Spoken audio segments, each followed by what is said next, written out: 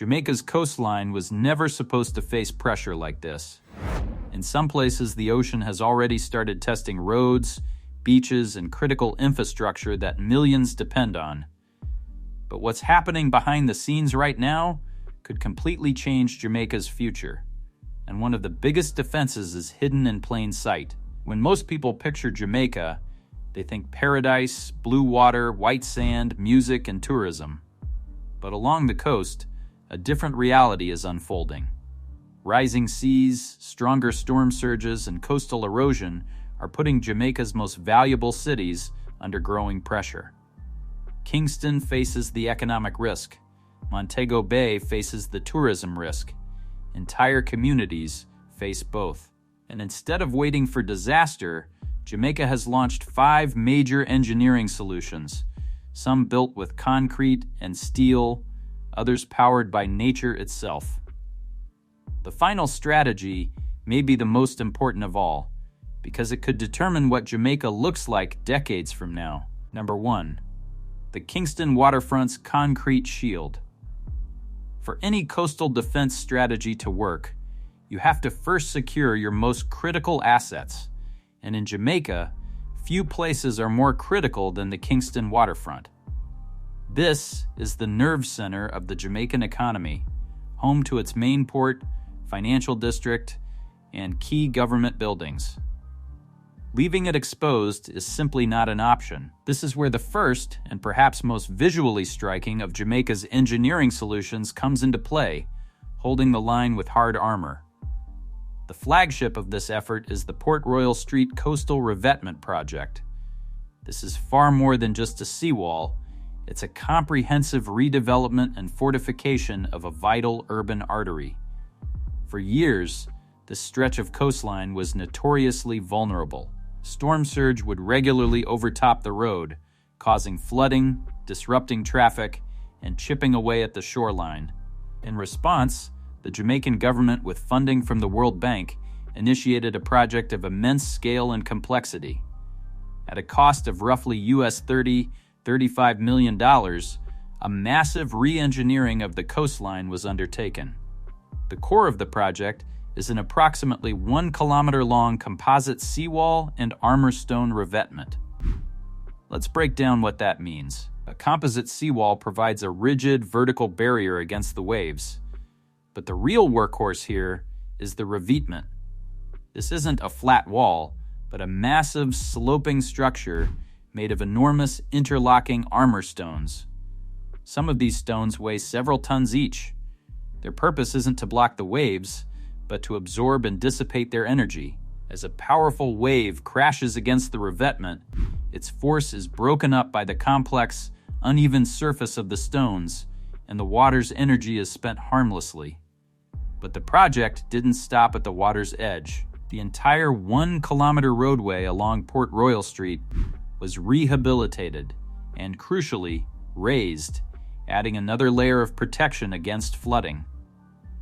An upgraded drainage system was installed to handle stormwater runoff, a critical component we'll explore in a bit. Completed in 2022, the project also transformed the area aesthetically and recreationally. A new, wide boardwalk was installed, creating a vibrant public space for residents and tourists. A designated fishing beach was also created, ensuring that the local fisherfolk who have used this coastline for generations were not displaced.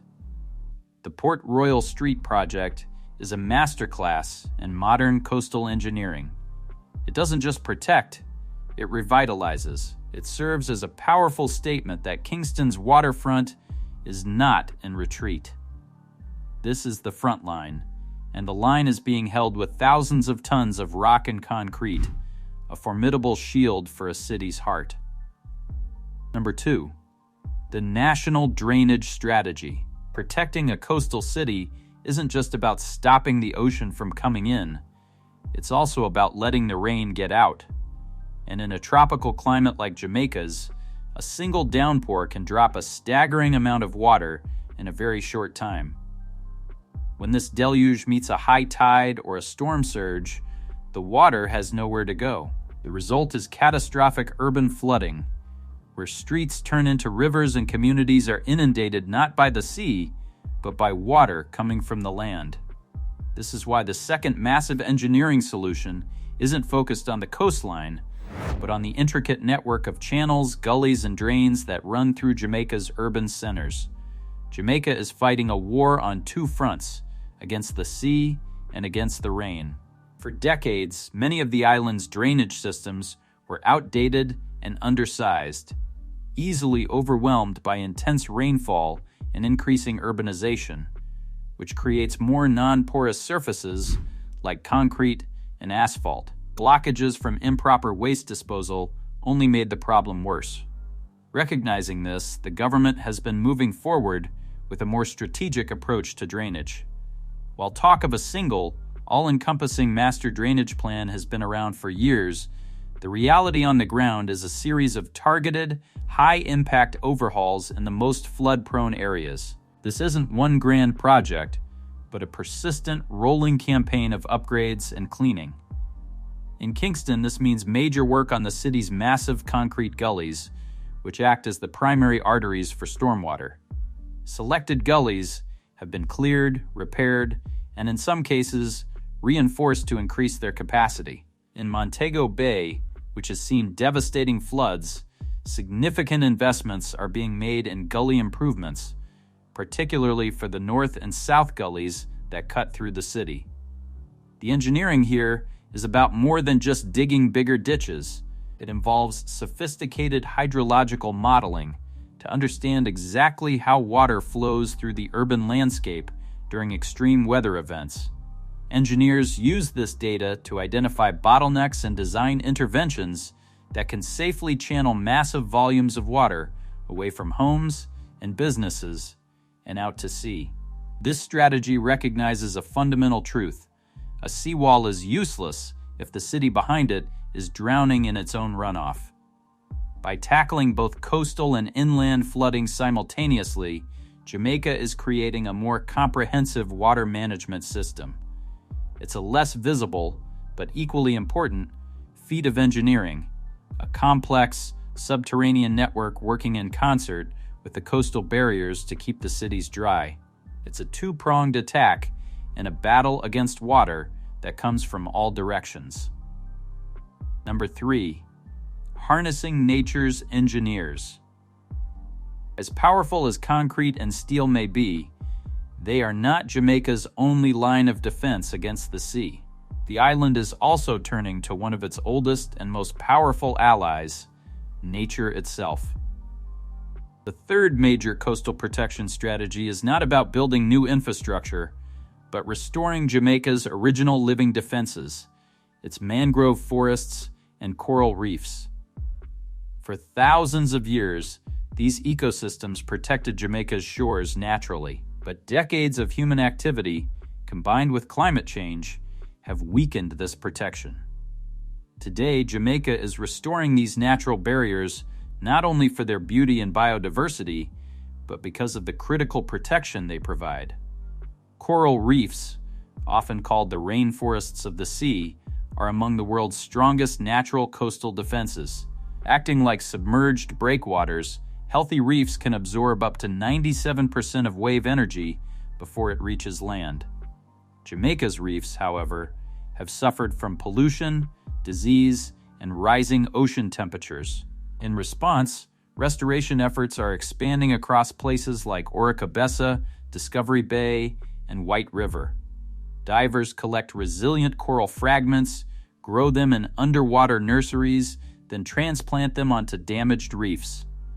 With support from international partners, Jamaica is building a new generation of coral restoration specialists and strengthening its defenses from the ocean floor upward. Closer to shore, mangrove forests are also being restored. Their tangled roots reduce wave energy, absorb storm surge, and protect vulnerable coastlines. These ecosystems also provide major economic value each year through coastal protection.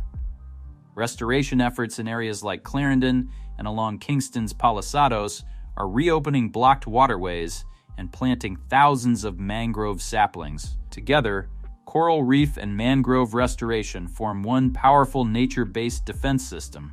They protect coastlines, support fisheries and tourism, capture carbon, and prove that sometimes the most advanced engineering is the kind nature perfected millions of years ago. Number 4. The Montego Bay stabilization strategy. Montego Bay is the jewel of Jamaica's tourism industry.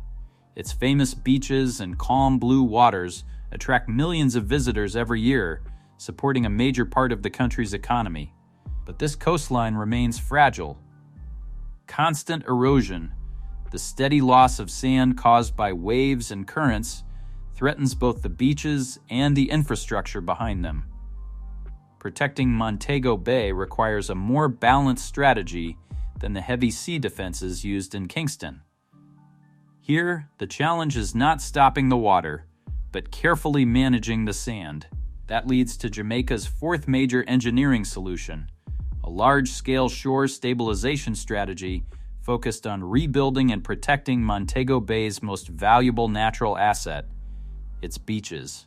Leading this effort is the Urban Development Corporation through the Montego Bay Waterfront Protection Project, a multi-phase initiative aimed at reducing erosion and securing the coastline. At the center of this strategy are groynes, low barriers built from the shore into the sea. While they may seem simple, they serve an important purpose. Beaches are constantly shaped by longshore drift, the movement of sand along the coast. Groynes interrupt that flow, trapping sand and allowing beaches to widen naturally. A wider beach becomes a powerful natural defense, absorbing wave energy and reducing erosion and storm surge before they reach the land. The project also includes repairing older groynes, building new ones, and reinforcing vulnerable areas like North Gully. With an estimated cost of about 816 million Jamaican dollars, progress reports in late 2024 showed northern groynes completed, while southern sections and revetment work continued toward a March 2026 target. But this is not a permanent fix. Groynes are often paired with beach nourishment, adding fresh sand and holding it in place.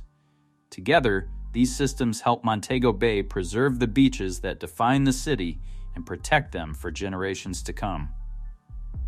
Number 5. The Master Blueprint. Hard armor, upgraded drains, living shorelines, and stabilized beaches are Jamaica's frontline coastal defenses. But even the strongest physical barriers need a clear plan behind them. What connects these individual projects into one coordinated national strategy? That brings us to Jamaica's fifth, and arguably most important, coastal defense solution, Integrated Coastal Zone Management, or ICM. Unlike seawalls or coral restoration, this solution is not built from concrete or stone. It is built from data, policy, and long-term planning. It serves as the strategic framework that guides every other coastal defense effort across the island. For years, Jamaica's coastal management was often fragmented. Road agencies, fisheries departments, and environmental authorities frequently worked separately, creating overlapping priorities and missed opportunities. ICZM was designed to solve that. Its purpose is to manage Jamaica's coastal zone as one connected system, linking land and sea while aligning tourism, housing, industry, conservation, and infrastructure under shared goals of resilience and sustainable development. A major part of this strategy is advanced mapping technology. Jamaica has developed highly detailed GIS-based coastal risk maps that identify flood-prone zones, erosion hotspots, critical infrastructure, and fragile ecosystems.